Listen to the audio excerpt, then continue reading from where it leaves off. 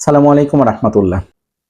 ভালো হওয়া কিংবা ভালো থাকবার ইচ্ছেটা একান্ত ব্যক্তিগত ব্যাপার।